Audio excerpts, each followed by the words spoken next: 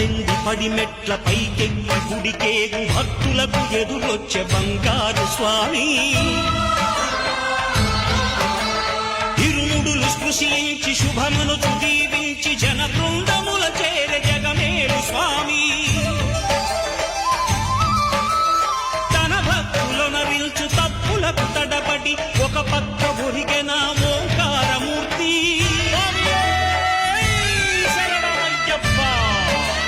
స్వాములందరూ తనకు సాయము కాగా ధీమంతుడై లేచే ఆ కన్య స్వామి పట్టబంధము వీడి భక్తతతికై